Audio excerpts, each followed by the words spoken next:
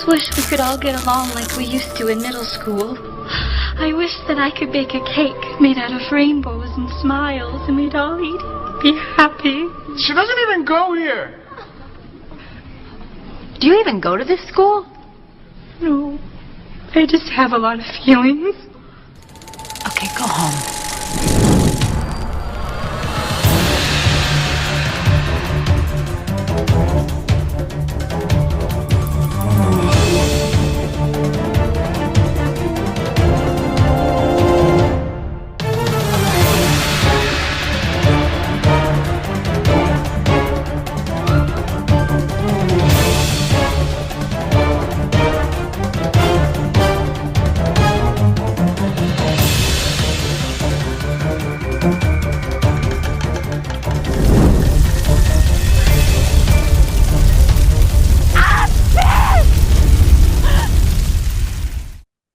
She doesn't even go here.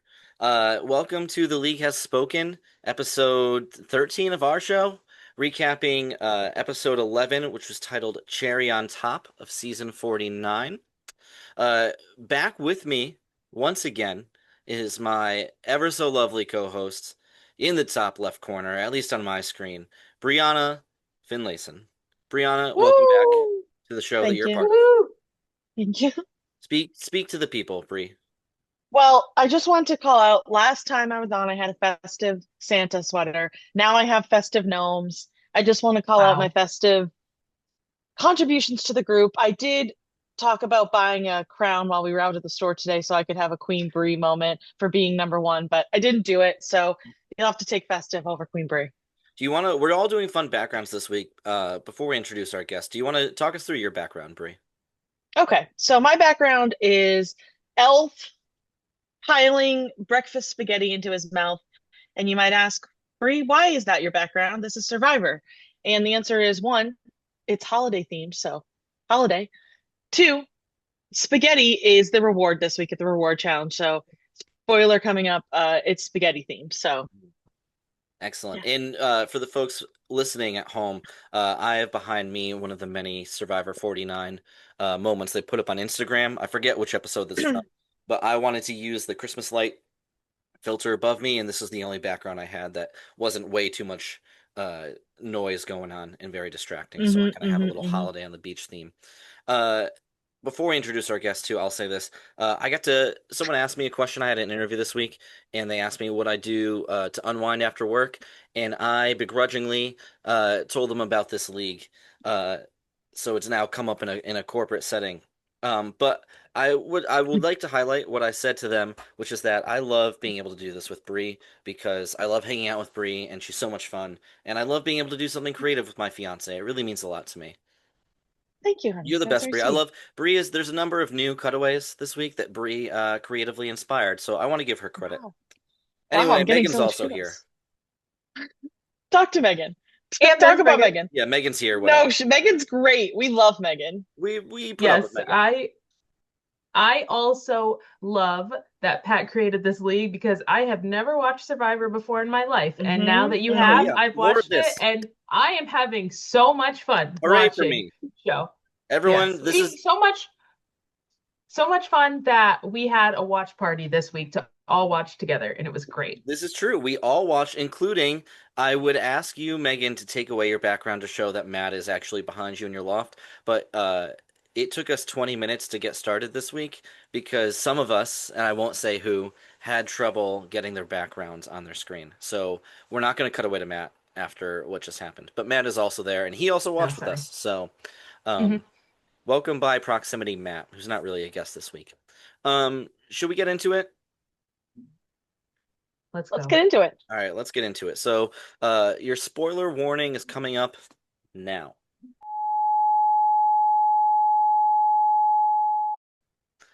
All right, so let's talk about Cherry on Top, which again is episode 11 of Survivor 49. And we get the recap, reminds us that we have the Bottoms Up Alliance, which doesn't really exist anymore because Juwan got voted out last week. The Bottoms Up Alliance was Steven, Sage, and Juwan. The alliance that got me copyright stricken weeks ago when I tried to clip in Trey Songz Bottoms Up. to the intro. And then it reminds us that Rizzo played a fake idol last week. Something we all talked about. We're like, what's the strategy? Was he playing it to figure out like, oh, I'm gonna see if I need to play my real one or con someone into whatever. And it's immediately revealed to us that he just did it for fun. Mhm. So all that credit we gave Rizzo, I'm taking it back. Well, okay. For that He move, did have a plan, though. He did say originally it was because he wanted to bait Christina, but then she went and did it anyway. So yeah, that's Right, fair. right. That's fair. he had a plan. It just got ruined, and he said, "I went to all this trouble making a fake idol. I'm gonna do it anyway." Yes. And then we cut back. So we're on the beach at night. Everyone's come back from tribal. Joanne has just been voted out. And Bree, Kyle, and I called this last week. We were like, Sage and Segretti had a moment on that hammock last week where Segretti was like, yeah, I'll go along with you. And then she didn't. And we were like, I wonder if Sage is gonna flip-flop again. I would call it flip-flopping. Other people would not. Um, and decide, oh, you're the new person I hate this week. Well, watch out for that. Well, that happens immediately. She's sitting on the beach by the waves, like Yep. catatonic. She's not saying anything. Segretti tries to speak to her, and I was like, hey, I'm sorry. Like, let's talk about this. And she's just staring wide-eyed into the distance. There's actually a shot of the other Sophie walks up behind him and is like, should I join him? Should I not? And Segretti's like, please, dear God, come, because this is so uncomfortable. And Sage is like, get out of here, not a good time. Um, that was amazing. Thoughts on that right Yeah. off the jump? Talk about wearing your heart on your sleeve. She just really can't control her emotions. And it could impact her because she sometimes appears volatile when she just has these outbursts. Hmm. I did feel bad for her too, because it seemed, like her and Joanne were really good friends too, and like her Right. whole thing of like not being able to tell when people want to be her friend and everything. I felt bad. I was like, she just lost her only friend on the island. She's just upset. Right. If I will say, I mean, if I were Segretti, I don't think that was the right time to try and fix the alliance. You know what I mean? Right, Hmm. right. Yeah. Her timing could have been a little better. Yeah, fair. Yeah, that's true. I agree with that. Nothing else really happens at night. Does anyone else have any notes? Because we have immediately then get to jump into another segment, but I don't want to cut anyone off here. No, that was it.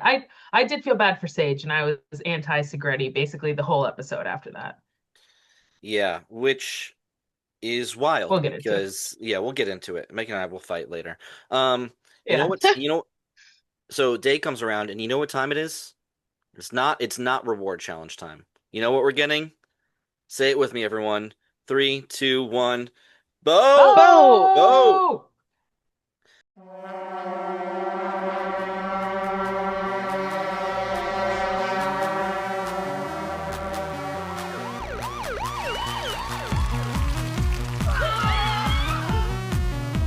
Okay, it's happening. Everybody stay calm. What's the procedure, everyone? What's the procedure? Wait. Everybody calm down. No.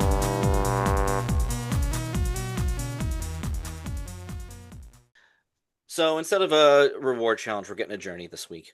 And the boat comes, Rizzo comes up, he gets the note. He's kind of talking like Mario. Do you notice that these last few episodes? He's kind of like, oh my God, it's a boat! That was more Mickey Mouse than anything. Bad impression. But so he gets the thing, and of course it reads, one of you gets on the boat, you're coming back, but it's going to be really strenuous. And so it kind of cuts to a number of the remaining castaways saying, I really don't want someone like Steven to go to risk getting an advantage, but I also am very unwilling to risk my vote, which traditionally the last few seasons you're probably risking your vote and coming home with nothing. Right. And also the fact that it's strenuous. They're on day like, what is it, 20? 20? Yeah, right? they're tired. We're down to 7. We're going to be down to 6 this episode. There's actually only 2 more episodes after the one we're talking about. So it's like, can you really afford to whatever strenuous means? Yeah. I get it. But in their hesitation, they all end up just letting Steven go. And I was so happy about that. As you know from last week, Steven is my differentiator to Pat and others in the top of the game, and I am loving it. So go, Oh, Steven. we forgot to do that at the top. I meant to say this. I am, if you're listening to this and for some reason don't know who we are, because this is only going out to our friends and family, I am Skirker. I say my last name because there's like 3 Patricks in this league. And I currently, at this moment in time, discussing the episode, have Savannah and Segretti left on my team. Bree, who's left on your team? Savannah and Steven. And that was the voice of Bree, again, in case for some reason our friends and family can't differentiate us via audio. Meg, would you like to say who you have left? I just have Sage. Megan. Oh, sorry. I'm Megan, everyone. And I just have Sage. I'm disaster tribe status. Okay, sorry. I meant to do that up top. I'm trying to avoid getting hate from one of Megan's little brothers who's like, "You all have Savannah, you're pro Megan's Savannah." Well, little you know what? I am. Sue me. Anyway, sorry, I cut you off, Bree. You were so we were watching. I was not celebrating. This was not good for me. I did not want Steven to go. Bree is having the time of her life. Time of my life. And I was glad he got on the boat. And can I start talking about the journey? Is that cool if I tell you what it is? The less I have to do, the better. So we pull up, he pulls up to this very remote island, and we see a pan shot of the whole island. So you know it's not going to be something right at that spot on the beach. You know it's going to be a more inclusive kind of challenge here of the landscape. And he basically goes up and reads the placard, and it says, you have 8 different points around the island you have to collect rather a number from, and then come back and input this passcode to pull out a machete to it's like a sword or baton thing. Yeah, giant to knock off a pottery piece, clay bowl that's hanging above the water. But the catch is he only has a certain amount of time to do this, and instead of a timer or any other sort of numerical device they would use out there, they're using the tide. So he has until the tide hits the kind of bowl, and then once it's submerged, it's over with. So he learns pretty quickly on that those 8 numbers he has to collect are all over the perimeter of this island. And not that I have any sense of the size, but I'm guessing it's a couple miles. It's hard to tell. It was literally he had to circumvent the entire island. And it's not a path. It's just like running across the sands, climbing over rocks that are slippery as hell. Through the water. Yep, through the water. And because it's the tide thing is like it's going to raise the pot, and then once the pot gets too high, it just sinks with the tide, and that's when it's over. There's no way to know how long you have left. Right. Which I loved watching it because I've not seen them do something like that. They might have in the past 49 seasons. I've not seen it, so this is brand new to me. This was hard. This is probably the hardest challenge I've seen an individual have to do. Right. I loved while he was traversing this entire island when he was hyping himself up, and he was like, "You can do this. You're a rocket engineer. You can do this. This is easier than that." That was good. That really got me going. I was excited. Yes. It was very cute to see, like you said, see himself like hype himself up and like just keep going, even though, you know, like you said, they haven't eaten in 20 days and now here he is running miles. Very impressive. And I have to say this about this game we've created. If we weren't playing this game, I know I would have thought that was amazing. Like, he needed a win. He's been on the bottom. That was so hard. It's really incredible he pulled it off. He was like genuinely so happy, and not just like, I'm happy I have it, because spoiler alert, well, I guess not spoiler alert, but he gets it. He completes it. He gets it. And he has an advantage. He's not just happy, he's legitimately proud of himself for doing something so hard. And if we were not playing this game, I would have thought that was awesome. But I don't have him on my team. I was in first and Bree was behind me. So I promised that we would only have 1 F-bomb each an episode because it's a pain for me to edit. But because of this game, fuck that guy. That cannot happen. That's unacceptable to me. My player should have been getting it. Bullshit. I snuck in 2. Okay, that's fair. It's and I because of the game. I understand your despair, but from my vantage point, it was a huge victory. So much like Steven came back from his challenge and he was head held high. He also was exhausted. You see him collapse on the beach when he walked up. Oh yeah. Yes. Which is gonna lead to our non-recurring segment. Again, it depends on what they put on YouTube, but the journey, I almost said the boat clip of the week, the journey gif of the week, which is Steven had a really nice celebration, and I was able to step outside of our dumb little game. That was really cool to see him so happy. So that's probably on the screen now if I'm editing this correctly. Anything else to say about this journey? Oh, I would love to know. do you want to say what he got? Sorry. Oh, yeah, he got a block a vote. And I think we discussed this live when it happened, but I said he should have gotten more than a block a vote for this. For sure. Now, I've For not sure. actually seen, we'll talk about the rules now because he does not end up playing it. I don't feel bad jumping ahead and saying he doesn't play it. But I don't think I've actually seen one played in the seasons that I've watched thus far. The rules for a block a vote, unlike most advantages, which are played at Tribal, when he decides to use this, probably next week, he has to decide before they leave for Tribal whose vote he blocks. Which, when we get to Tribal and talk about the advantages in play, we will probably talk about how the knowledge is power relates to that, because I have confirmation on what that limits Sophie Belardi to. And before we leave this whole journey experience, I would love to know Megan's take on what he tells the rest of the tribe when he comes back. Thoughts on that piece? Oh, yeah, no, you're right. That was very interesting. Because he comes back and like Pat says, he's exhausted. He like collapses on the island. They're like, oh my God, what happened? He gives them the whole rundown. They're basically like we were just saying, they're amazed. They're like, wow, I can't believe you did that. Like, good for you. That is awesome. Like, so what did you get? And at first, I personally would have played it as if I didn't do it, I lost my vote. I think that's what I would have done. So he tells them this, like if he didn't get it, he would have lost his vote. But since he did, he also got an advantage. And then he leaves it at that. And it's just like, I get some sort of advantage. And you can see multiple people, as soon as he says it, kind of go like, They do not like that.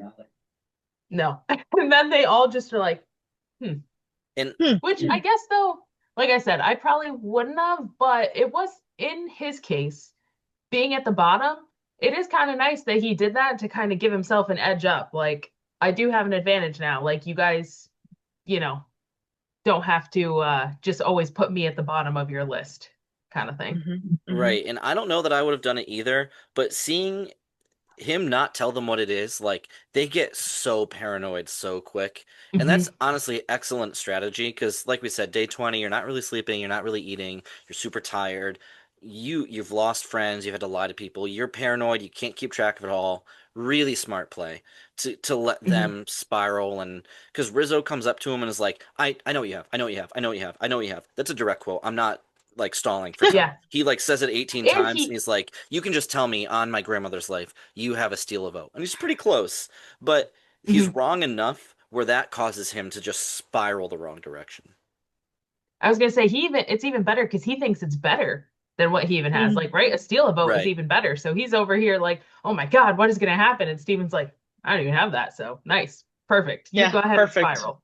Yeah, that's the best kind of lie on Survivor, is the one where you let other people kind of make up for you. So you can kind of be like, listen, I never said that. I didn't betray you. You went crazy. And you can kind of play up their own paranoia and bad gameplay. So good for Steven, not for me. There is a sequence here that I think Megan will love. Megan, do you want to talk about the chickens here? Because I just wrote, it looks like it's chicken killing time. They're ready to chop. That was we had to I rewinded it so that you could see something because I was like, wow. So we then wait, was this this might have been right before Steven gets back. It was kind of coinciding. Yeah, he's not around because we even made a comment. We said, well, this is their own fault. They keep getting rid of the people who actually kill the chickens, and now they're left to suffer. And then Pat corrected me and said, no, Savannah has killed one. So I was like, okay, fair enough. She's still here. She can kill one. So we watched them. The chickens are flying all over the place. They're in trees. Yeah, they're jumping from trees. Like one of them, I think, almost attacked Segretti, like landed on Sophie B or Segretti. And Savannah is trying to corner them. So she's like, got Sophie on one side, she's on the other, and they give Rizzo this net. And Rizzo's useless. And Savannah's like, okay, Rizzo, it's coming towards you. Okay, here you He go. like gets Savannah almost. He's like the most like meek little like and throws it and runs away. And he's like, I can't do this. I live in the city. I can't do this. And Pat missed the net and I had to rewind it to show him. I was like, please watch Rizzo's attempt at catching this chicken. Yes. I was distracted because he gave an all-time quote, not in the way of like, wow, what great play, but just like, listen, I'm street smart. I'm not chicken smart. Mm. And speaking of chicken smart, it kind of begs to question, we have two self-appointed chicken correspondents in this league, and I kind of wonder what their thoughts on this issue might be. We've got Mikey and Kyla, two head-to-head chicken correspondents. Do we have any foul takes? Yeah, Kyla, our other co-host, who is traveling this week, so I didn't reach out to bother her. Mikey, I did reach out to for a different reason other than the chickens. Once again said he would get back to me, and I haven't heard. Now, Mikey, I want you to know, when I reached out to him, that was like 5 hours ago. It was recently. Oh. No, so I reached out to him, and he responded to me immediately. I said, we're recording tonight. I need you to give me a voice memo. He was like, I got it. Nothing. Well, maybe by the time we post this, he will have given one. I don't know. Maybe. I've been able to edit these pretty quickly. I think he's gonna miss it. Here's what we'll do. We'll come back to the chickens, but I asked Mikey to talk about the argument that Megan and Mikey got into about Survivor. Because I knew that you were going to come on and trash talk him. I don't know what the argument was. We were hardcore. It's probably not. I can replay it. It's not during this segment, but in case he gets... No. We'll do it now anyway. In case Mikey, because we're slandering Mikey. In case Mikey gets back to me, this is where his voice memo is going to be clipped in.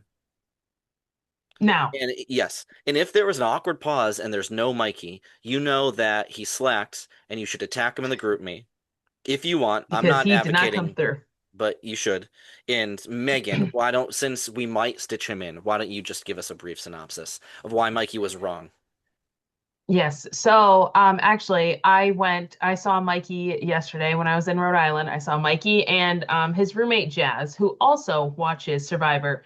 Avid fan, I would say, at like Bree, has been watching for years and years. She knows a lot about it. We should get her to join next season. Actually, she's on my franchise expansion list. Perfect. So we all start talking about this, and Jazz doesn't even say anything. She just says, I know Megan is on the same page as me.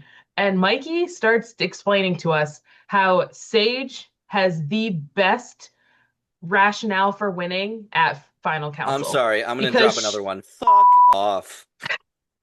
And I just was like, no, I'm sorry. And I was like, listen, I respect your hustle here. Because Mikey has Sage. Right. Just so everyone knows, Mikey only has Sage and Christina on his tribe. Ooh. So Mikey only has Sage. Mikey is basically shooting towards the bottom. Christina's not winning. So he's putting all his eggs in Sage is going to win. And we know Mikey likes to compete. So he is like, Sage has got this. So he starts saying how she is the power voter and she has decided who is left every week. And I just was like, I'm sorry, that is completely incorrect. She was literally blindsided last week. That's what I said. She was blindsided, and he was trying to make the argument that basically whichever way she voted was who got voted out. And I was like, yes, but she has every week wanted to get Savannah out, and guess who's still there? So clearly she's not very powerful because she gets swayed very easily. The whole rest of the group picks someone else. And I said, if you want to use that argument, Rizzo is better at that. Because Rizzo literally looks at someone and is like, I think we need to get Alex. And they're all like, yes, correct. We will do whatever you say, Rizzo. And that was kind of like my point. And I said, she hasn't won any challenges. She doesn't like, I basically was like, they are keeping her because they think she's an easy person to beat. So that's why she's in the middle of the tribe. She's always talking parts. Right. And I said, I like Sage. I wouldn't be upset if she won. Obviously I have her too, but I just, looking at it realistically, she's not going to win. That was my argument. Yeah. And Jazz completely agreed with me. Actually, I think we all gave like who we thought would be in the top 3. And Jazz said Steven, Rizzo, and Savannah. I said I like Jazz. Rizzo. Yeah, I Jazz said is Rizzo. in. I think I said Rizzo, um, Savannah, and who else did I say? Maybe Sophie? Soph? I think I said those three. And Mikey was like, "What? You guys think they're all making it?" And he was like, just basically like, "I don't understand at all." But Well, This is long very story short, reminiscent of when last season or 2 seasons ago when Pat had Sue oh and God. she made it so far and Pat was trying to spin it to me on the final episode like, well, technically Sue could win. And I Yeah, was if like, everyone else got medevaced off here's the the thing islands. is Sue was just sitting in a chair. Sue's not a part of the game. Sue's big And move that's Sue's big move was revealing at Final Tribal that she wasn't 46, she was 57. And every single and person was like, everyone knew that. "Yeah, we can see it in your face. We know." yeah, we know, Yeah. we can tell. And then they had to pretend. They were like, that's crazy. Because they knew. Woo! Yeah. Yeah. Yeah, I do Anyways, think Jazz and I kind of had because I know I said at the beginning of this episode that I didn't watch last season. I did watch the final episode. So I have seen one final tribal council. true. And so Jazz and I were explaining to Mikey how final council went, Oh, and does he we not were even just know? saying like, well, he's never seen it, so he's like making a lot of assumptions. So we were explaining things too, and I think he also is not really having a full understanding as to like how That's they make fair. the decision. Yeah, sure. Which is also probably why he's like thinking this. But also Sure. he's just a tough competitor, so he needs Sage to win. Fair. And you know what, Mikey, I disagree with you, but I respect one, your amount of contributions to the league, and two, that you have an opinion. And you should argue for your opinion. Your opinion's He wrong does. in this Aye, case, aye. but There's one thing about Mikey. He I has an appreciate opinion. that. We need that. We love people with opinions. A neutral We party do. is not going to work for me. We need So more Mikeys, No. less Erics. All right. So that's, I think, the end of this segment. Let's go to the immunity challenge. We're already at the immunity challenge. Wow. heck yeah.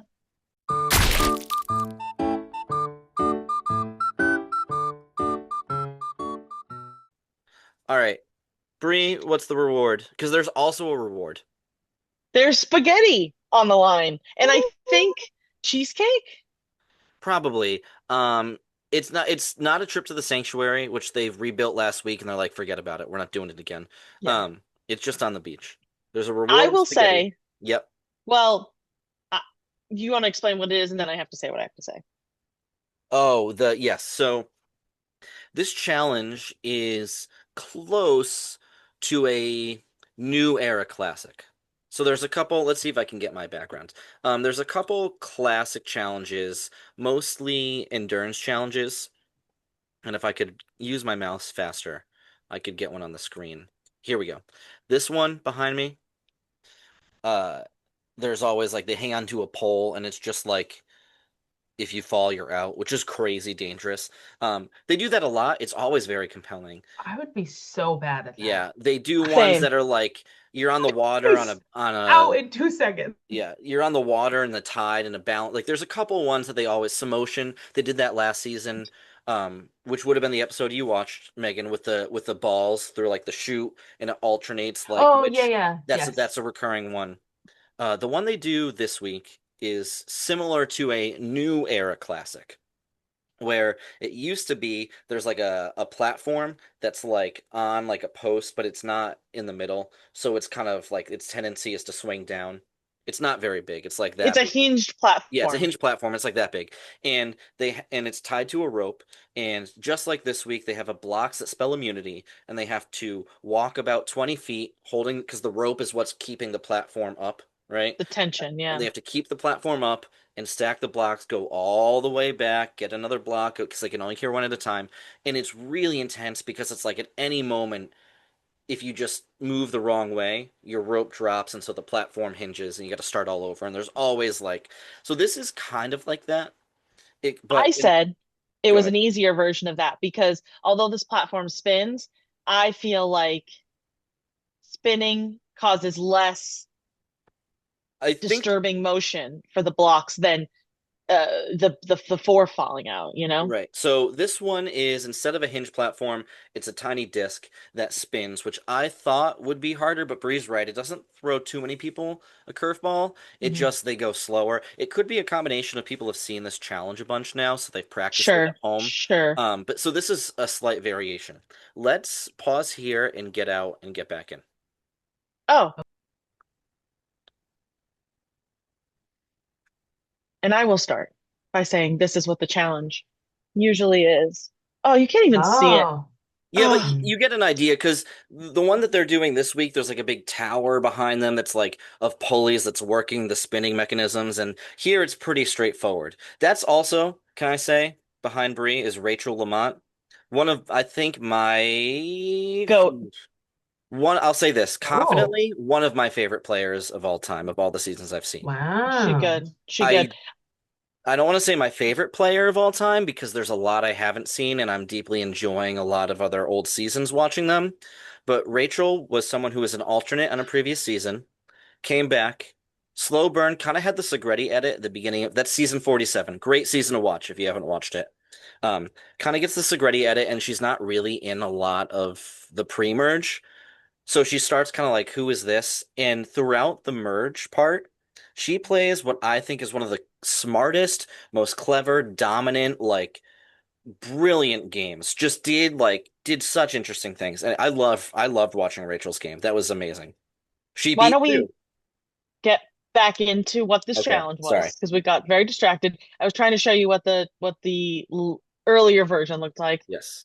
Now, Pat, tell us about the challenge. So again, so here are my notes because at first I'm like, oh man, that disc is just tiny and fast and it's spinning and I'm like, oh man. Um And then it turns out to not throw too many wrenches in people's plans. It's pretty even because everyone's going very slow, which is smart. Steven and Savannah are kind of in the lead early, but Steven starts to gain like a block or two lead. There's like 7 or 8 blocks. So a lot of people have like 2 or 3, and Steven probably has 5. Like it's slowly anyway. Right around the U in immunity, because they're spelling it backwards too, because it's got to be like immunity. So they have to start at the bottom. Right around the U, everyone's tower is starting to lean. And this is where I thought Some the of them spinning would were have like, yeah. This is where I thought the spinning would have a greater effect, to be honest. Centripetal force kept it Yes. in. nice and But instead, sorry, I'm trying to do too many things at once here. Well, I'll say something. Yeah, you jump in. They teed it up when this happens, when one person's in the lead, they swell the music. And typically, not all the time, but typically what happens is that person has some type of falter and loses their lead, and someone else that you aren't expecting comes through and finishes.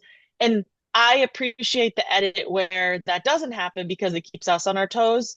And I know, Pat, you said while we were watching, like, oh, he's about to drop it all. And it's just nice, some variation. So he didn't drop it all and Steven won. So again, blessings to me and my team because Steven won. Yeah, this is the Steven episode, so sucks for me. Yeah, yeah. it's nothing crazy happened. Steven wins. And as we discussed, he's getting spaghetti, Yeah. and he gets to pick two, not Hold on. one, Two people. two Hold on. people Hold to on. go with him. Hold on. What? We'll get there. I was just Oh. gonna say no We're one's jumping ahead. tower falls except for Belarity's. She's closest. Yeah. She has like 1 or 2 left, and then hers falls, and then everyone kind of just like stops and watches Steven. Yeah. And besides She was pretty close too. Yeah, besides Christina, who I think only ever got 3 blocks. That's going to be our challenge gif of the week Christina. is Steven winning again. Like I said, if it weren't for this game, I'd be thrilled. This was the Steven episode. He did great, so hats off to him. Whatever. Not my team. Bree, would you like to describe the reward process? Because this is always interesting to me, and I think you describe it well. Well, this is always an interesting play because traditionally, when I say traditionally, many seasons ago, people would be choosing only Keep going, I'll be right back. they'd be choosing their alliance members like straight up. That would be who would be chosen. As we got into the new era, people started to realize that typically when you go away for these late game rewards, you're gone from camp for 2-3 hours. And if you take only your alliance, you leave people on the other beach to figure out what How to get you rid might of not you. want them to figure out. Yeah, they're strategizing. And I think Jeff even calls it out and says, you're going to take 3 people and you're going to leave 3 people. And who's it going to be? And I think that kind of clues us in as viewers that Steven's going to take someone unexpected. So first he takes his key alliance member, Christina, because she saved him last week with the idol, even though she didn't need it. I think it would have been in poor taste not to repay her. So he does that. And then he kind of shakes it up. And who does he pick second, Megan?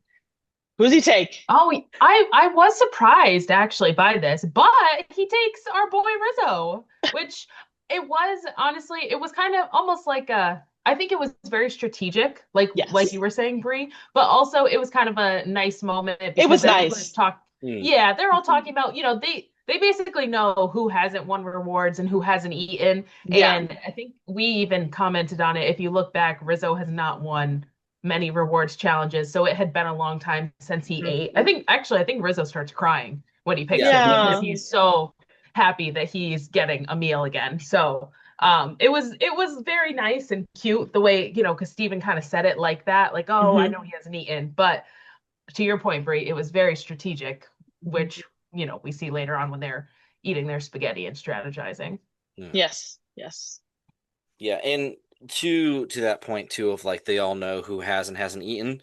I feel like part of me wants to be like, oh, it's because they're all like they're nice and they're human, and there's every season there's 1 or 2, not a lot, moments that feel like they step outside the game and they're like, you know what, we got to give this person, or like, hey, you're having a tough time, we're here for you. Not too many, there's always a few. But also it's like you don't want to be, like Bree said, you don't want to be the person deciding, especially I would guess, I'm hoping next week we get the letters home reward where they get letters from their loved ones and like a meal. I wouldn't want to win that. I want to be picked for it, because if you're up there and you're like, here's 6 people, you can only take 2 other people, you're telling people to their face that they don't get I don't want to do that. So like being like, oh, well, they haven't eaten in a while is a great way to be like, I have to make a decision. I'm being diplomatic and fair. I'm not trying to single anyone out. Because the people that single someone out, especially for the letters home kind of thing, tend to get the boot because people get pissed.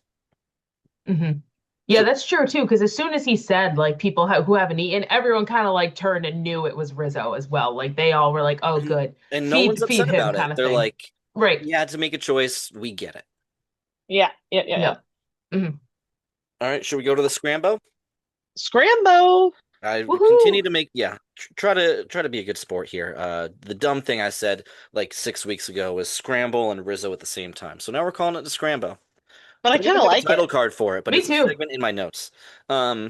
So we start the Scrambo on the like reward meal. So it's Rizzo, Christina, and Steven.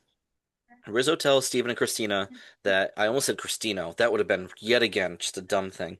So Rizzo tells them he's only going to play the idol on himself. At this point, I feel like you can't trust him, and they know that, but not in like a "you're a liar," just like Rizzo's always just saying things, kind of like a screwball way. So I don't know how that is. Wile E. Coyote kind of vibe. Yeah, no, especially with the idol, it's like a huge joke now. Yeah. So he pitches Segretti as a target, which I was not a fan of.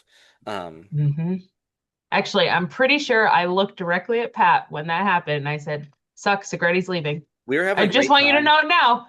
We were having a great time. Rizzo said her name. Megan and Matt, such gracious hosts, always so sweet. They make the best meals. I have a blast whenever we come over. I went from like having fun and petting your cat and like having a Thanksgiving sandwich. Yeah, having a Thanksgiving sandwich. And I think there was, from this point onward, for like 20 minutes, I just put my hood up and sat in the corner and was like, "Don't talk to me. He was pissed. I don't want anything to do with this." Because as you said, there's a curse. Whoever says the episode title generally goes home or has something to do with it. Except for Rizzo, when Rizzo says it, which has happened like 4 times, including this week, whoever he's talking about is going home. So I think this is when he says something about the cherry on top, and I was like, "Well, pack it up now. I'm going down to 1 person." I'm pretty sure he, since the merge, every single person's name that he's been like, we need to get out, has gone home. If he has decided this is who I want to go home, the entire group, it doesn't even make sense. Everyone just literally is like, yep. He's right. And he's somehow this person needs avoided playing this idol. Everyone knows Mhm. about the idol, and every week he talks about it. And somehow still everyone's not like, why don't we just get this kid out? I cannot believe it. No. So as soon as he said Segretti, I was like, Pat, you're done. Disaster Done. tribe. I was pissed. And you know what? I'm still mad about it. So he kind of convinces I will Steven- say, oh, sorry. No, go ahead. I was just gonna say I was very pleased as we kind of discussed, Mikey's still really gunning hard for Sage. I've kind of given out my team. There's no shot at me winning, so now I'm just picking people that I like to root for. We'll talk about it. Yeah.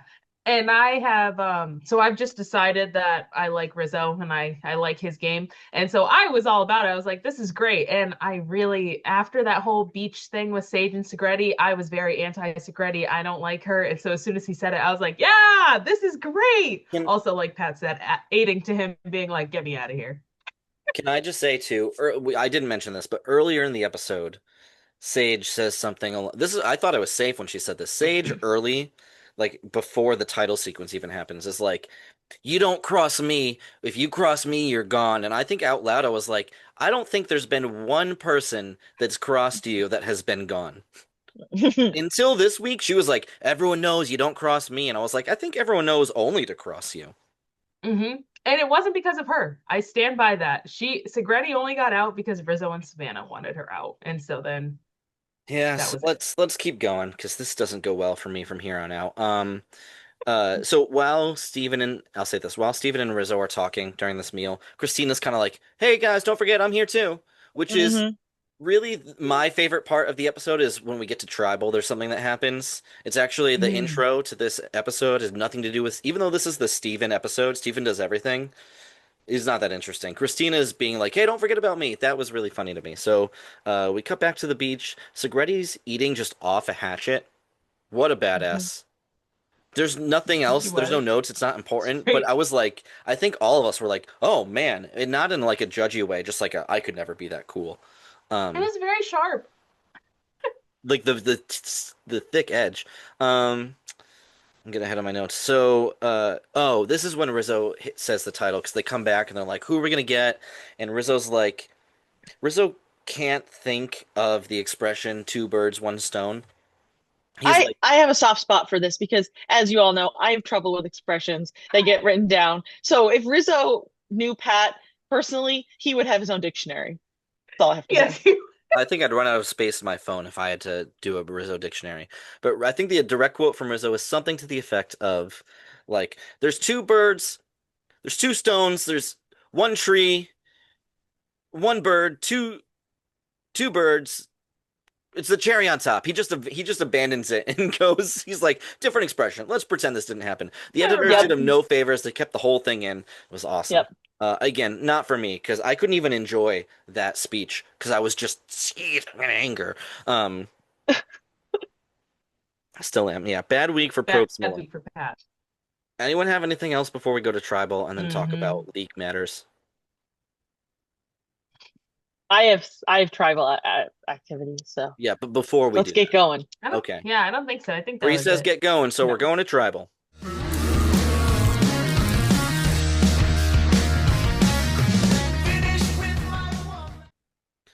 All right, we go to tribal and Sage starts crying immediately. I don't remember what about.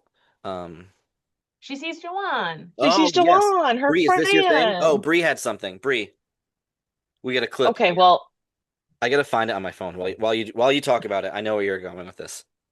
Yes, there's two things. First is that we're sad for Sage because she, like what Megan said, she sees her friend and she's sad. I can relate to that because I would be sad if my friend was gone. If Megan and I were on an island and someone took Megan away, I would probably cry when I saw Megan. Me too. So I would that's be very sad. Sentimental part of my response. The second part is Juwan is giving big Arthur energy in this clip because he's wearing a yellow turtleneck. It's on the screen now. Not our screen, but it will be in the glasses. End. He has just this Arthur vibes about him. So I was thinking about Arthur, and then he started doing his funny cutaways, which we're going to get to. We know that's going to come up. Just think of Arthur when you see Juwan. That's so. I didn't even think about that. That's so funny. Wow, that's good. So yes, thank you. Let's go through tribal, and then we'll go to Juwan. Okay. Can we do that? Because Juwan's stuff is really at the end. There's a lot of Mhm. thank God Juwan was on this show. I love Juwan. I love him even He's more given a this lot week. of content. Yeah, Juwan should be at every tribal council ever from now Mhm. on, even the seasons he's not in. So Sage starts crying, and Segretti is basically like, get over it, Survivor, Mhm. which is brutal. But also, you're right.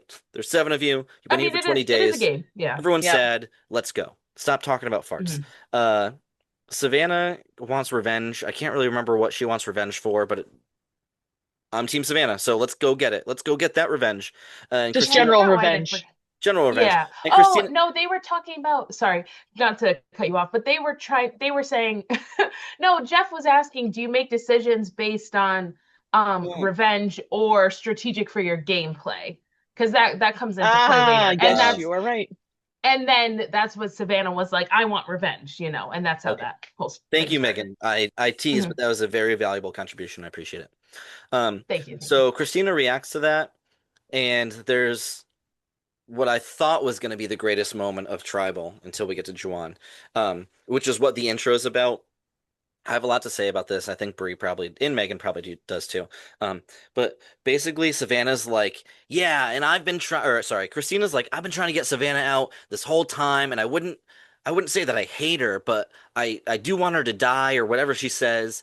And I Savannah strongly dislike responds, her. and this isn't what Savannah says, but this is essentially what Savannah says. And she basically, after Christina's gone on this whole thing about how like, no, it's a game, but I do hate her in real life. Savannah's kind of like, I forgot you were here. Yeah. I don't think about you at all. I texted Mikey while we watched that and I said, wow, Savannah really said it's actually romantic how much you think about me, Christina. I remember you said that during the episode, and I'd like to build on your Swiftie reference of I forgot that you existed Yes, exactly. because she's like, you think a lot about me, and I don't think a lot about you. But I will say, to circle back that whole conversation that we had in real life, and now we saw on TikTok, I can't remember if I sent it to you, Pat, or if we saw it together, but we saw on You TikTok guys sent it that to It might me. have been Yeah. both. I okay, think I've seen it and you sent it to me. everyone's seen it. One of you They two actually sent it to me. they actually coordinated that whole thing to distract Mhm. Segretti, which is honestly great Awesome. gameplay. Unbelievable gameplay. So, Yes. hats off to Savannah and Christina for this moment because I believed it in real life, and I think we all did. And Mhm. it was a coordinated attempt to distract Segretti, and it distracted all of us. Yeah, Mhm. it was great. We got to have the moment of like, I hate you and I forgot you were here, which was hilarious. It was Mhm. giving at the time, I think Bree said it, and this is why I clipped it in. It was giving Mean Girls. She doesn't even go here. Like, who are you? Um, Yeah. but we also get to live that moment as honestly a really good strategic Yeah. moment. So Mhm. yeah, I think even in the clip too, Savannah says like, she was like, that's part of the drama. Like people want that in Survivor. And I will add to the I drama, ate it up. sure. And I was like, you know what? I like this. I like this girl Mhm. a little bit more now because I love the drama.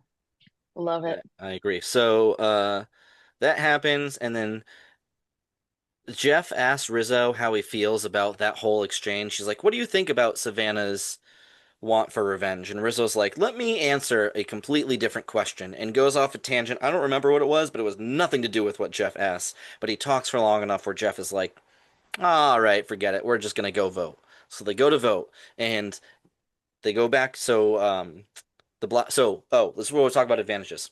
So Steven, before they left, didn't decided not to play the block vote, which means he can't play it at tribal because it has to be played before. Hmm. Which, Polarity. No, oh, go ahead. sorry. I was just gonna say, which when they were having their reward thing, like him and Rizzo did say that to him and was like, I'm telling you right now, I'm 100% gonna vote for Sophie. You can save thinks it's a steal, but he was like, just save your steal and we'll all get Sophie. And Christina was like, I'm in. Yes. Yeah. Screw Sophie.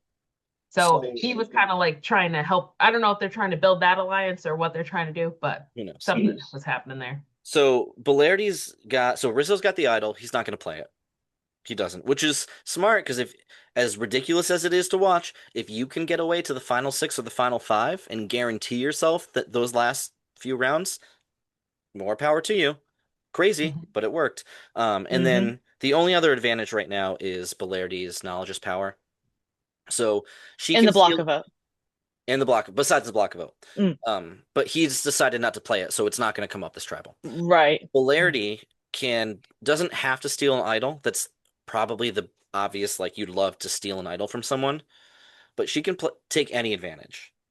This is But probably the only time she can take the block a vote because we have confirmation now that if, let's say next week, Stephen plays the block a vote, he'd be dumb not to. He plays it before they go to tribal. He now doesn't have it anymore. Sophie can only play the knowledge is power at tribal. After. So if she goes to Steven and says, because she thinks it's a steal a vote, I'll take your extra vote, he's like, I don't have, she can't take the block a vote. It's been played. So the knowledge is power is useless against the block a vote unless you take it like a week before, well, a week in our episode timeline. I would really like her to steal Rizzo's idol before he uses It's it her because smartest play. she'll know when he's going to use it. I don't know if she'll do it, but I said it last week and I'll say it again. If she doesn't do that, all hope for her having any standing in the game is out. Now, I will call out one other thing about advantages that we all might have forgotten about. It's been in the back of our minds early on. We haven't been talking about it for a few weeks. The shot in the dark. The shot in the dark expires at 6 people. So I will say this is the first season. I didn't know that. I did some research in the background. I got inspired by Kyla last week. Oh, this was my research for 10 minutes before we joined the Zoom. So Shot in the Dark expires at 6 people. And this is the first season that, since it's been in existence, that someone has not played it. So no one this season has played a Shot in the Dark. Wow. Interesting. I didn't realize it was that common. Yeah. So it's a fairly new advantage. It started with 41. Yeah. And this is just as a reminder for newer people. Shot in the Dark means that you can have a 1 in 6 chance of being saved. So if you'd like to give up your vote in exchange for basically a shot in the dark of being saved, then you can do that. And it often doesn't work out because 1 in 6, but when it does work out, it's like amazing. Mary did it last. Only 2 people have ever successfully played it off. Yep. And one was Mary last year, which caused a cascading series of events to an unprecedented thing where there was like a triple tiebreaker, and then what's his face? The one the doctor, the butt doctor. The one who was like horrible at challenge. Yeah, your guy. Yeah, your guy. You had him last year. Cedric. Yeah. They had to he had to make the decision because there was only 4 people and one of them was immune and the other 2 were tied, so they couldn't vote. So if he didn't come to a decision, he had to go to rocks, but because it was only him, he takes it. And then the other one was Caleb in 45, who successfully negated, I think, 12 or 13 votes. Yeah, votes against him. It was unanimous against him, and he negated all of them and sent them all into a tiebreaker besides himself. It was crazy. So needless to say, it has not been played this season, and it will not be played this season because that advantage is off the table. But if they have it in 50, it's going to hit. Yes. So just so I understand, so you're saying like if Segretti played a shot in the dark, she doesn't vote. Oh, she doesn't vote. You give up your vote. Then it wouldn't have mattered anyway because she was the only person that ended up voting for Savannah. So, but if she didn't vote and played a shot in the dark, then they'd have to re-vote for someone else. Assuming it worked. Right. Which is why they make that's assuming it works. That's why they have the we hate each other argument. So Segretti doesn't play it because it's unlikely it works. But if it works, they're all screwed. So they do not want her to play. So that I see. So that was very strategic on their part. That's smart. The only other time I'm catching on now as a newbie. Yeah, the only other time it's been successful was a weird way to use it, which is what we thought Rizzo was doing with his idol. Rachel, to tie it back to Bree's background earlier, Rachel had an idol, didn't know if she had to play it, so she played her shot in the dark to wait to see everyone's reactions. And when she realized they don't care if I'm safe or not, she held on to it so she didn't have to save herself. Brilliant. Anyway. Brilliant. We move on. Anyway, we get to the vote. We get to the vote, and they're reading reactions, and this is when Juwan shines, because Juwan in his yellow turtleneck, you're not supposed to react to anything on the jury. You're there to watch, and the next time you speak is at Final Tribal where you're asking questions. You are not supposed to get involved. And Juwan is over there. I have 3 of them. I think the first time he's reading them, and he's just staring at Sage, and he's like, get her. Awesome. And we're like, that's going to be I think Megan might have said out loud, that's going to be a good gif.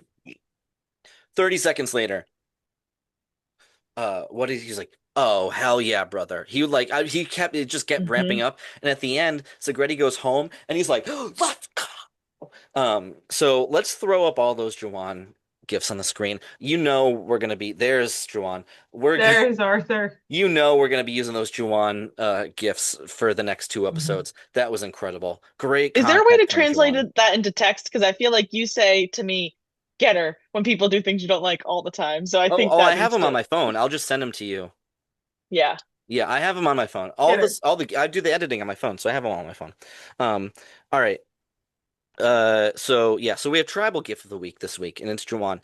He's actually the only person to get tribe gifts or tribal gifts because earlier in the season when he Yeah. walked into tribal and he's like, "There's a ship and there's another ship," and then let's throw that one up on the screen too. Juwan's the best. Um, Hmm. all right. Uh, that's it. So much to your dismay, Pat, they read the votes.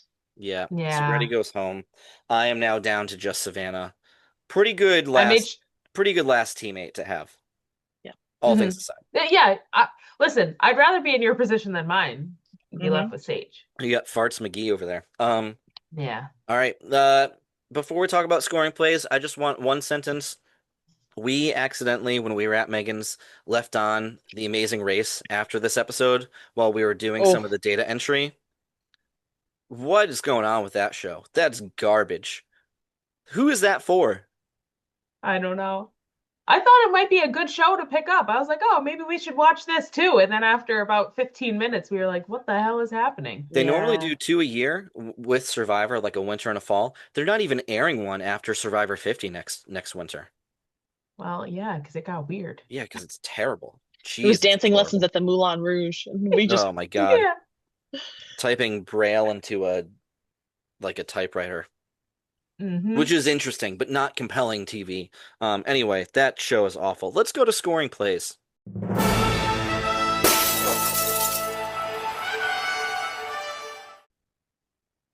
All right, here's what we need to know about scoring plays. Steven got all the points this week. hell yeah. Steven, let's just go through it. Steven gets credit for going on a journey. Steven gets credit for earning a non-idle advantage. The block of vote specific points will come when if he plays it. So he gets journey points, he gets earning a non-idle advantage, he gets Mhm. majority voting points. Everyone besides Segretti gets those points, but he gets those. Yep. Steven also won individual immunity, so he gets those points. And because he Mhm. won Yep. individual immunity, he wins the main reward points as well. The Yep. only other points to give out here, Christina and Rizzo earn points for being picked for a reward. Yep. Yep. Which is why you'll notice when we get to the standings next, there's a bunch of half points because being picked for a sanctuary trip or for letters home or for whatever is always worth half the amount the actual reward is worth. Because you have enough social standing for whatever reason to be included on the trip, but you didn't earn it. So it's Yeah. half. Yeah. All right. Should we go to the league standings?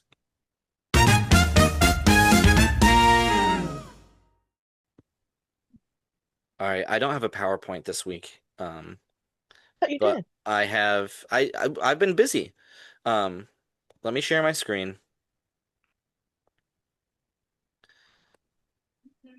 Can I be side by side? No, that doesn't work. Let's do this. So here's the bottom of your league. We have Eric with Survivor. I hardly know her. In last, not a shock. Doing better than he was predicted to, but still bad. Connor with Snuff My Torch is in 25th. Megan, Buffs and Bad Blood, barely holding on to 24th. Megan, come on. Sage Boo. doesn't do anything. Everyone at home, in your car, at your desk, in your office, in the grocery store, wherever you have earbuds in, everyone together, we're going to boo Megan. Ready? 1, 2, 3. Boo! Boo. It's so bad. The problem is Sage doesn't win challenges either. She doesn't win challenges and she's not like doing anything. She's just I don't know. She's not doing Well, anything. you picked her. for me. So, Kelsey, you were in 23rd. And now we get to the block of people that are no longer in the game. And not that I want to keep kicking Megan while she's down, because she is down at the bottom of the standings.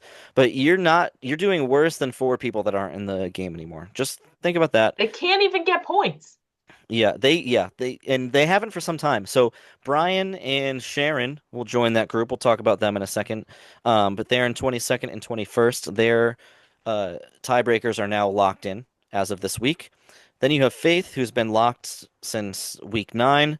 Emily W is in 19th, just not able to beat Scott, who's also been out of the game since week 9. Matt with MC Energy is in 17th. Heidi with Puteki Teki is in 16th. Smith with Gloria's Ripping Gainers is in 15th. And Vic is in 14th with Jury Duty. Now, let's look at the top half. Let me unhide these cells. Where's unhide? There they are. So, interesting. Vic just out of the top half by half a point. So, in 12th and 13th, because of a tiebreaker, we have Kyla with the Dirty South Kai Lions and Mikey with Wanahakalugi. In 11th, V, What Destiny's Child Said. I'm so proud of V. She started this show this season, never watched it. She was in like 23rd at one point. Think about that. She was where Megan is now. And now she's in 11th.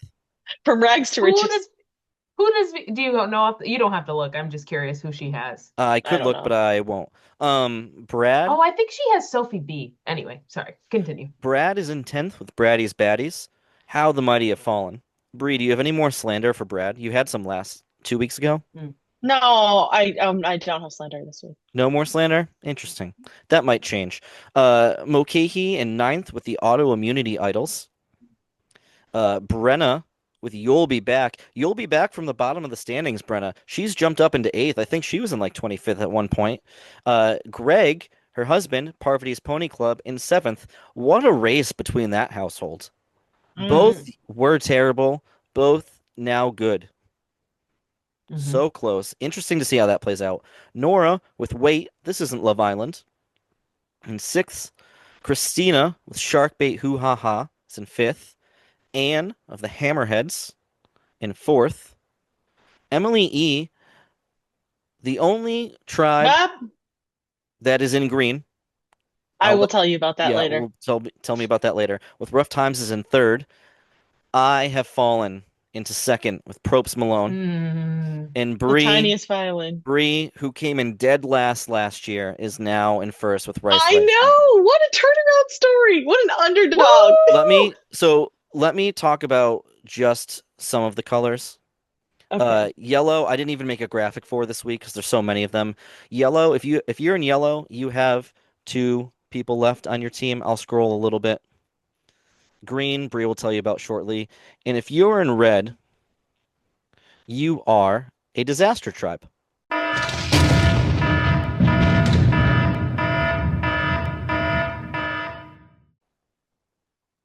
Gave space for the alert. So I'm now a disaster tribe, although I have Savannah left, so at least I have that.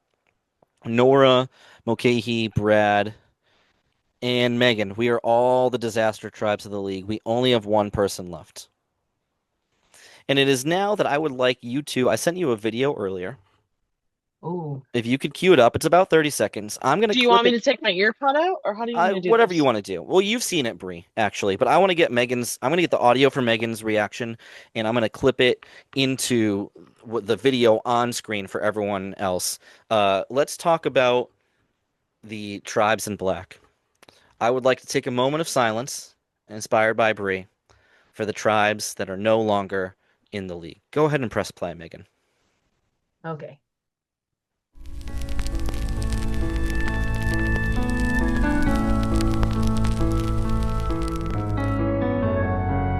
Oh yeah, this is fun.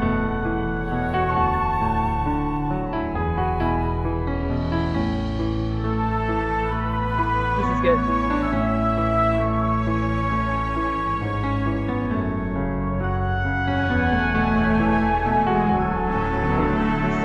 Solo guy on the hill.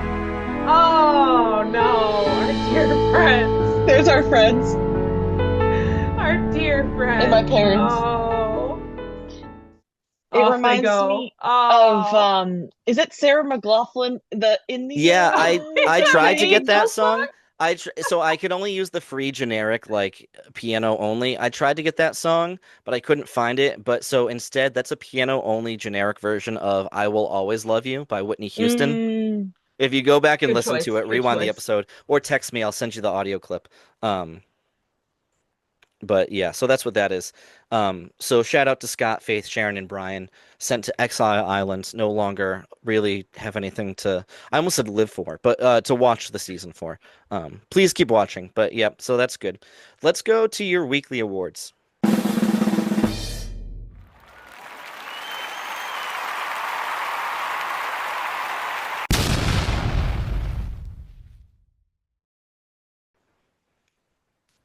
Starting with the most consistent.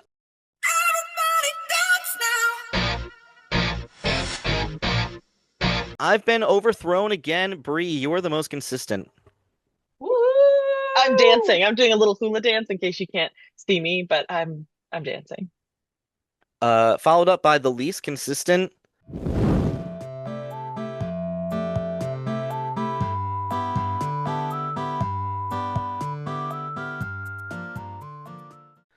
Megan. Oh no. It shouldn't be a surprise. No. I mean, That's tough. I think you literally texted me one time when I went from 36 points one week to 2 the following Oh my week. God, yeah, that was crazy. Yeah. So Well, that's all right. So next is I'm going fast because I think we're gonna end soon. Have the numbers.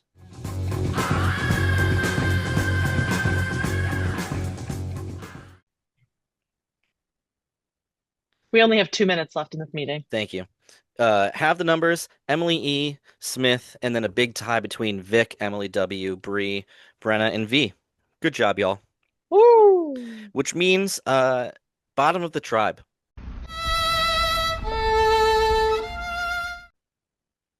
oof. Real bad week for me. Ooh. I only had 2 points, and the only people I beat were people that aren't in the league anymore. So, fuck me, I guess. There's You another swore point. again. I know. Oh, you took mine and Breeze. Yeah, We You didn't use swore any like of 4 ours. times and we swore no times. We got Then none. so you can't do it anymore. All right, let's keep going. What's next? It is. That's how you do it on Taking our- Survivor.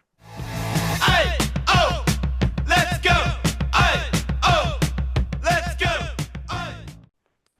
Let's go, V. V climbed 7 spots this week. Wow. Way to go, V. That's really impressive. Which Good means job, our V. last weekly award, before we get to Bree stuff, is I'm taking your Flint.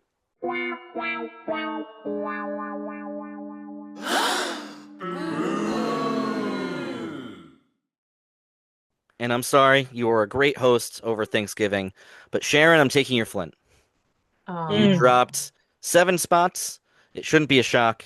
Now, a reminder, we're not including Scott or Faith in these awards because they've already been out since week 9. Next week, we're taking Brian and Sharon out of award consideration, so we're not going to keep, just dumping on them because obviously the people that aren't in the league anymore got 0 points. So this is the last week you got to get beat up from me. All right, let's stop sharing. Can we get out and get back in one last time for like 2 minutes? Mhm. All right. Hello again. All right. We are back. But I would actually like to switch things up a little bit. Bree, we're going to get to your superlatives, but I would like to play a quick round of It's Not Me, It's You. Except, I'm not going to let either one of you play. Instead, All right. if you would check your texts, we have a rare contribution from someone that hasn't called into the show yet, but we've been trying to get on. Oh, Brad. Let me play this. Yeah, I'm going to clip it in now, Yeah, so you play it. So I've been thinking about it, and I think the only reason that my name came out of Brianna Finlayson's mouth the other week is because she's a little jealous that I was the first winner of the Survivor Fantasy Island League. The premiere inaugural season, I'm the first winner. I'm basically the Richard Hatch, and she may win this season, she may win the next season. but people aren't going to remember her the way that they'll remember me. Does anyone really remember who won season 2 of Survivor? I don't know. And that's what Brie's going to end up being if she wins this one. But I already beat her. Wow. Nice. That was some grade A backstabbing, and I love it. Now, if I could jump in and defend my lovely co-host and fiance, who is, I think, amazing in every single way. Thank you. Brad, you did compare yourself to Richard Hatch. Was he the winner of Survivor 1? Yes. Was he known for walking around naked in every single season he was in? Yes. Has he ever been allowed back? No. And do you know why? Because he didn't report his earnings to the IRS from season 1, and a federal judge got him for tax fraud. So I don't know that that's the best person you could have compared yourself to. Oh, wow. Just a reminder, everyone, to report your earnings from this game. Yeah, otherwise they're going to Wesley Snipes you. I will say, though, that this moment with Brad trash talking me is so reminiscent of Emily's bachelorette party, because we had a whole spin-off during her bachelorette party where we filmed a fake reality TV show that was happening amongst the bachelorette. It actually involved Survivor, Hidden Immunity Idols, and for some reason Brad's character and my character were like at odds that we made up. This is all fake, but there was like recordings, and Emily's sister put it together, and he accused me of stealing designer bags from TJ Maxx. And that's all He's got you pegged. Well, I don't steal from TJ Maxx, but I mean, I love a bag, so sure. We love a TJ Maxx trip too. Yeah, if you have to grab a couple of Gucci's, then you do it. But that was great. So thank you, Brad. Thank you, Brad. For the trash We've talk. been trying to get him on. I offered him to come on the week right after you trash talked him a couple weeks ago, but he was in Portugal. So we had to I had to wait to So anyway, all right, Bree, would you like to do your superlatives? This is my favorite video edit I've done, by the way. It's my favorite too. It's so funny. If you're not watching this, go watch it. Joke. Go watch it. Or just watch it. That's probably a better. We went different directions there. Anyway, it's time for Bree's superlatives.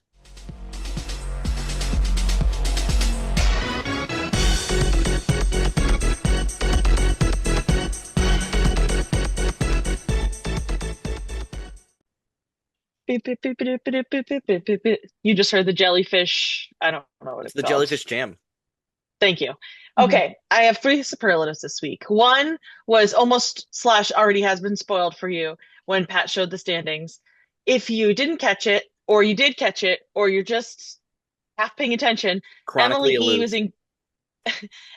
E is in green on the standings, and she is the only full tribe to still remain in the game. So she gets the all hands on deck award for having the last full tribe in the game. And honestly, I'm scared because she has the people I have plus Christina. So although I trash talk Christina, if any points that Christina gets are putting me in big jeopardy of being in first, because Emily E is going to surpass me if Christina stays around. So if I had to give it, it's not you, it's me. It'd be Emily E this week. Good thing there's no points for being afraid of birds. I know. I don't see her going next week either. Pat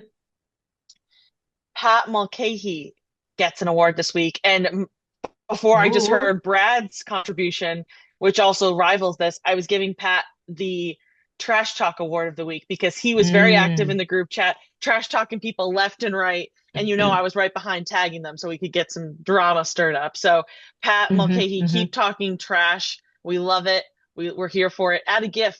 I don't know. Do something exciting. We love it. Trash Talk Award goes to Pat. And at finally, least you can eat carbs and he can't. So that's my trash talk. Okay. Zing. And then the final superlative goes to myself this week.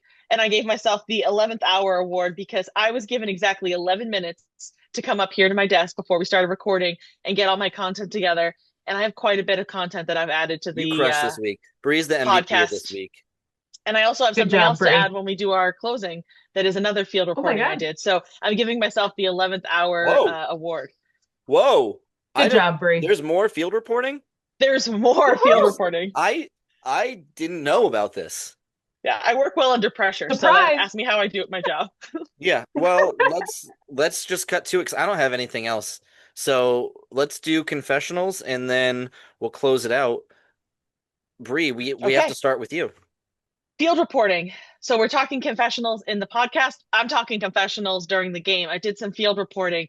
And as it stands right now, there's 4 people with the most confessionals over the episodes that have aired. Number 1 is Steven with 18 minutes and 3 seconds of confessionals. That works. Rizzo with 17 minutes and 34 seconds of confessionals. Sophie B with 17 minutes and 30 seconds of confessionals. Sense. And Savannah with 17 minutes and 16 seconds of confessionals. Wait, has Steven been on the most? After this week, he got 6 minutes of confessionals this week from the journey and all of his things that he won. Yes. That's which is lot.